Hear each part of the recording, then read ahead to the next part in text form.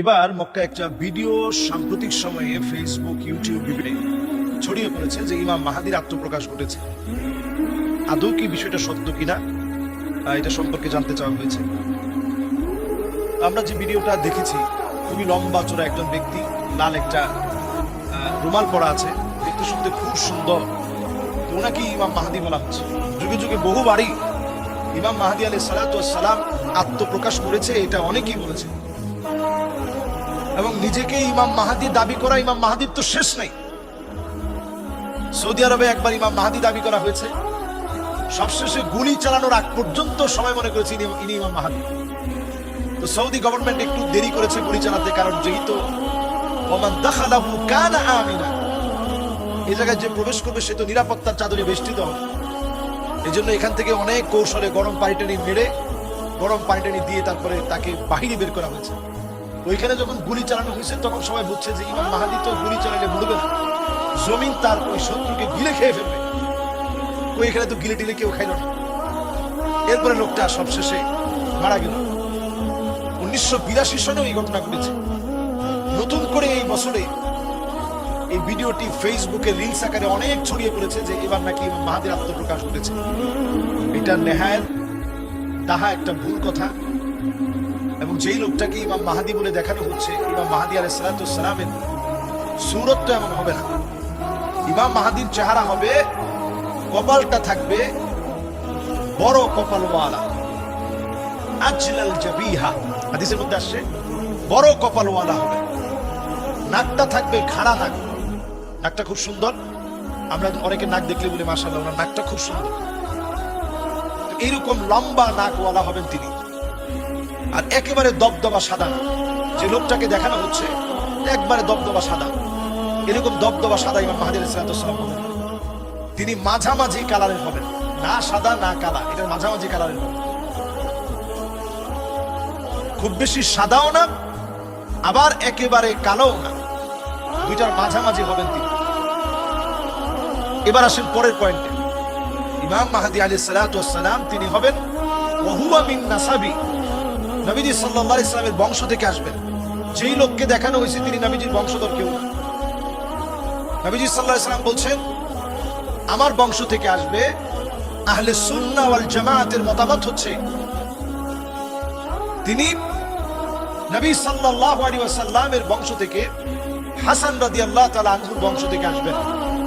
শিয়াদের মতামত হচ্ছে হুসাইন রাদিয়াল্লাহু তাআলা আনহুর বংশ থেকে আসবেন। তো দুইটার যে কোনো জায়গা থেকে আসলেও তিনি কিন্তু আহলে বাইত, নবী পরিবারের একজন হবেন। নবীজি সাল্লাল্লাহু আলাইহি সাল্লাম সেই কথা হাদিসের স্বীকৃতির মাধ্যমে আমাদেরকে জানিয়ে গেছেন।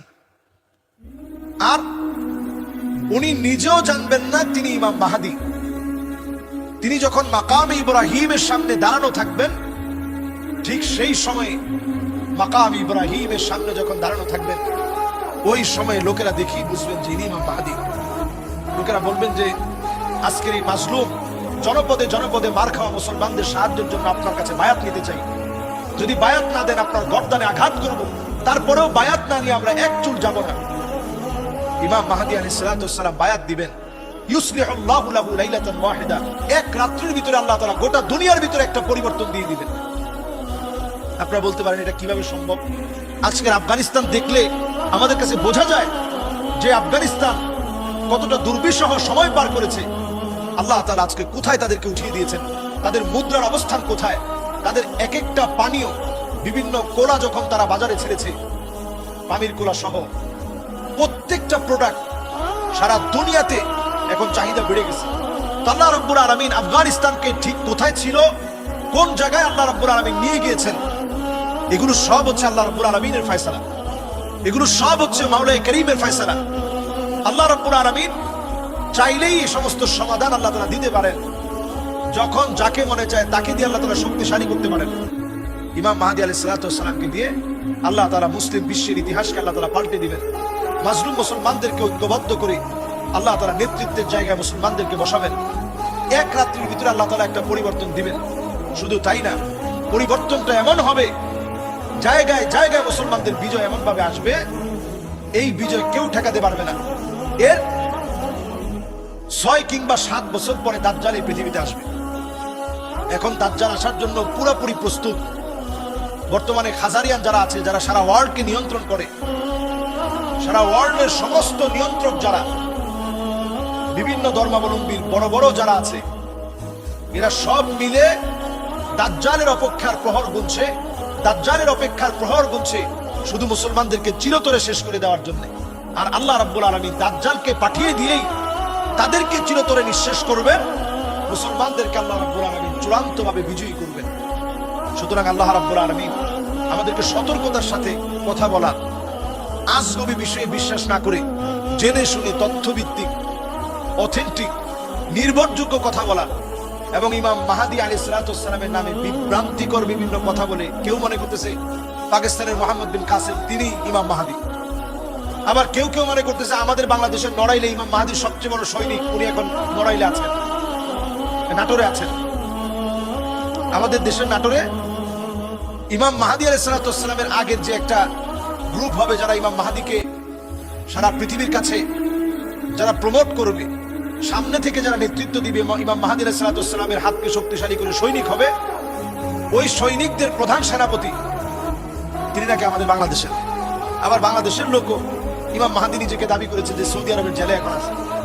তাহলে আপনি চিন্তা করেন, যুগে যুগে এরকম হটকারিতা হবে, এই সময়ে নিজেদের ঈমান বাঁচিয়ে রাখা এটাই সবচেয়ে বড় চ্যালেঞ্জিং। আর আমাদের কাজ হচ্ছে জমিনে দিন কায়েম করা। এই পথের সাথে আপনি লেগে থাকেন। আপনি যদি ইমাম মাহাদি আলাইহিস সালামকে নাও পান, আল্লাহ রাব্বুল আলামিন বিজয়ী হলে যে পরিমাণ সওয়াব হতো সমপরিমাণ সওয়াব আমাদেরকে দান করবেন। আল্লাহ তাআলা আমাদেরকে তৌফিক দান করুন। আসসালামু আলাইকুম ওয়া রাহমাতুল্লাহি ওয়া বারাকাতুহু।